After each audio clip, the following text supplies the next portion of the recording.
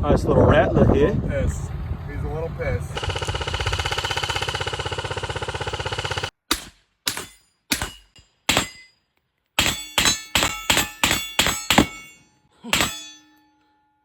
I guess I put some explosion on that at some point.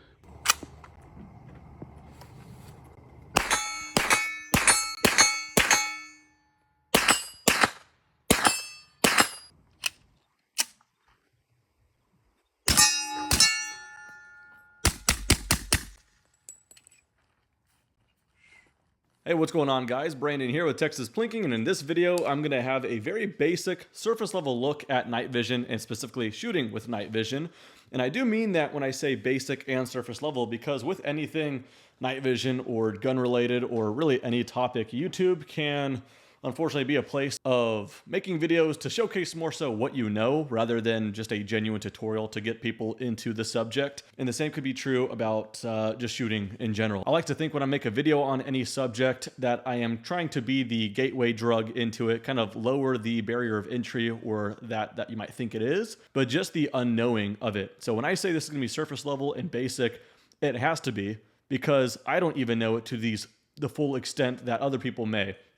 I know it enough to where I know what to look for and kind of, what makes a good setup, and that's about it. But there's some people that are watching this and they don't know the first thing about night vision, the do's, the don'ts, what to look for, all that kind of stuff. Now, before we go ahead and jump on in, I do want to give a big thanks to this video sponsor, which is AccuFire Technology. AccuFire Technology is a firearms optics manufacturer based out of Dallas, Texas. They have a range of red dots, LPVOs, rifle scopes, as well as night vision scopes, and even thermal clip-ons. Again, they have a wide selection of optics to choose from, one of those being the ATRO 20. That's a 2.5 to 20 by 50 rifle scope with a 34mm main tube, fully illuminated reticle with ranging subtensions, first focal plane, cattail zoom lever, locking turrets, ZRT zero stop, and many other features, and that's just on that one optic in particular. Again, they have a slew to choose from, and that's cool that they're based out of Dallas, Texas. So again, AccuFire Technology, big thanks to them for sponsoring this video. Now, let's go ahead and get into night vision.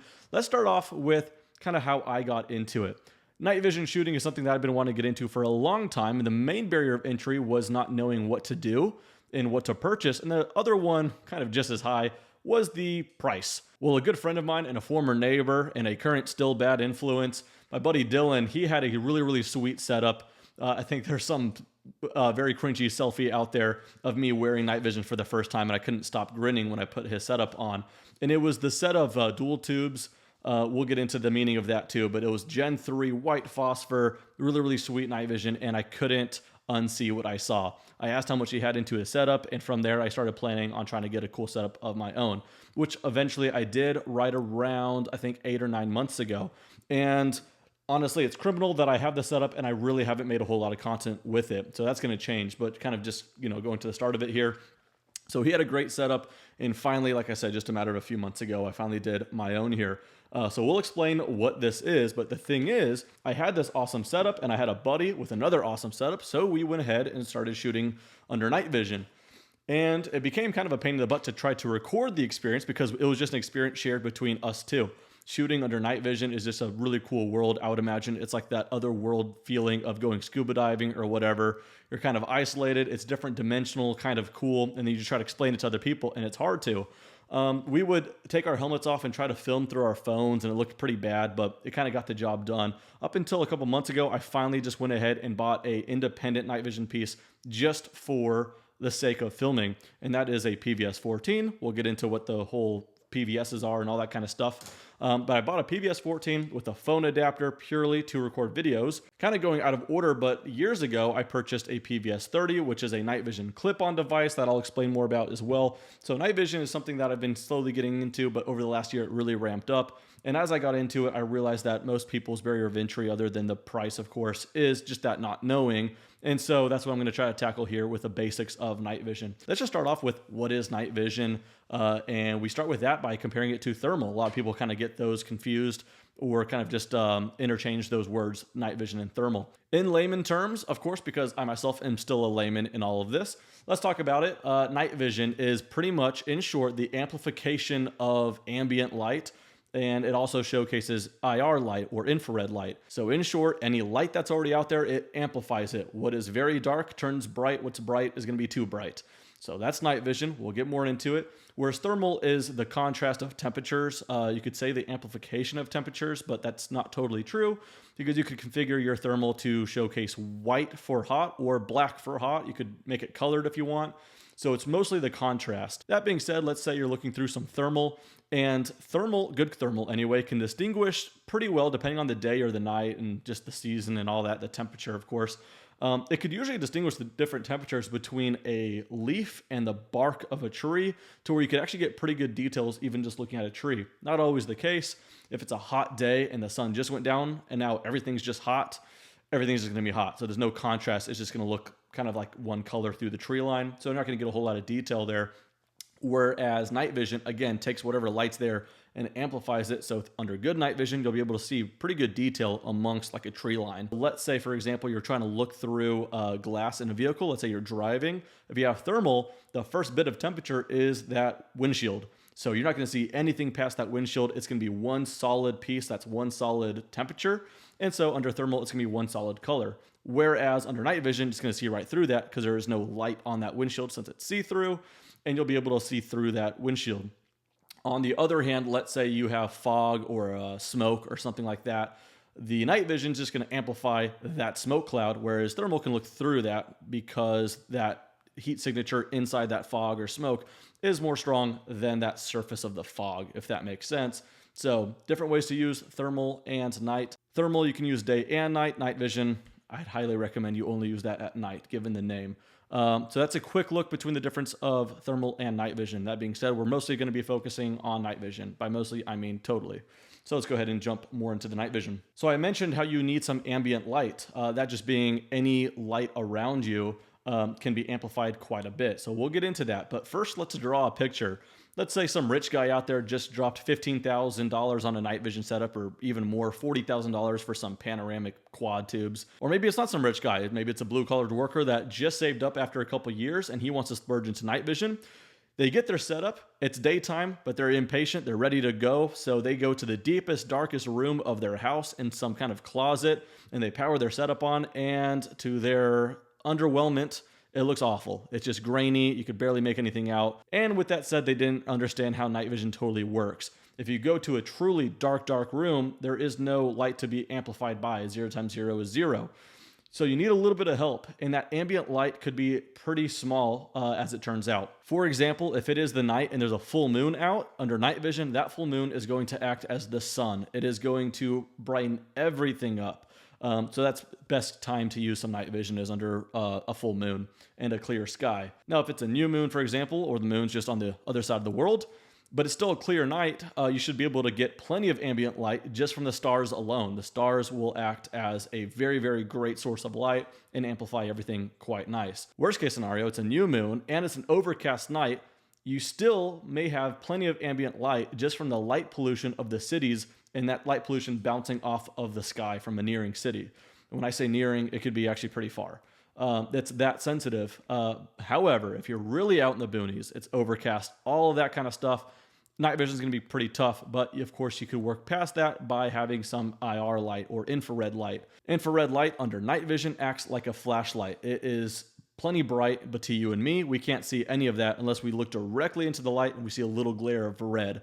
That's about it. So going back to that scenario, let's say you're in a completely pitch black room in a house and you want to see some night vision stuff. It's going to be pretty tough with no light, but in a setup like this, for example, we'll explain it a little bit more in a second, but this is a flashlight, white light for the day, or an infrared light. I have it on the infrared setting right now. You can go ahead and point this at the ceiling, and that infrared light is going to bounce from the ceiling back down, and you're going to light up a room pretty nicely. So, there's a little bit of help for you. Whether you're inside, outside with no ambient light, infrared light can come through and save the day. So that's a quick look at what to expect from night vision, whether you spent $2,000 on a PVS 14 or $40,000 on some pano tubes. You're not going to be able to see anything in true pitch black. You're going to need a little bit of help. All right, now moving on from that, let's talk about some devices. I'm not going to cover all of them. There's just one quick thing to know about devices. When someone says PVS 14, PVS 31s, PVS 7, PVS 30, all of you need to know with this might kind of help you out. Someone might say that and say, okay, great, but who makes that? Think about that as the 1911 or the AR-15 of the world. There's plenty of manufacturers. A PVS 14 is simply the housing, and all housings are, for the most part, the same in their controls and all that kind of stuff. If you guys want a tutorial on how to use particular night vision, just YouTube that particular night vision device, the PVS 14, blah, blah, blah. They're just a housing.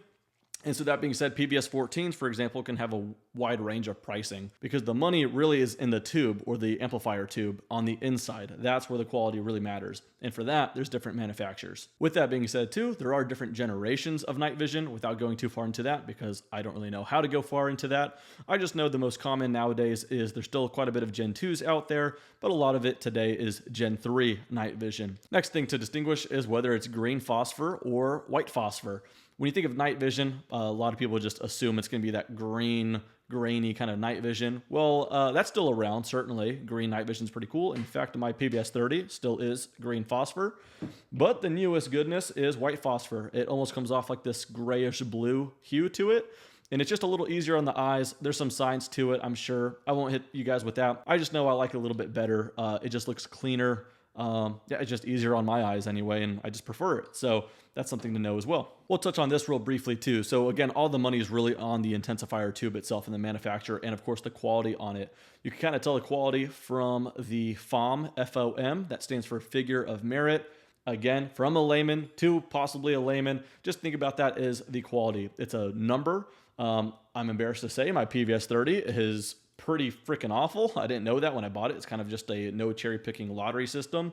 And for that, I got to look at it somewhere. It's like about 1,500 FOM or maybe even less. Yeah, 1,484 FOM. That's considered pretty damn low, which just means it's going to be a little bit more grainy. However, once we help it out with some infrared light, it's kind of all the same.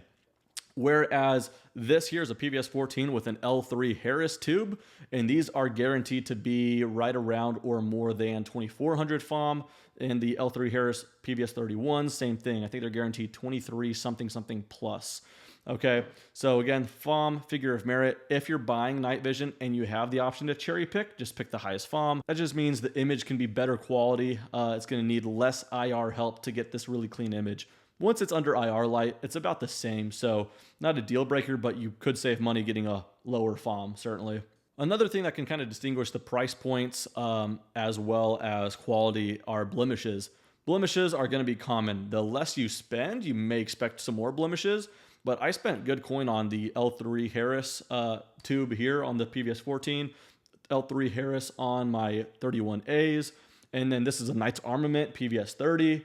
I spent good money on these and they still have blemishes. Blemishes just kind of being tiny little spots here and there. Now for some, it's quite drastic and it's much larger.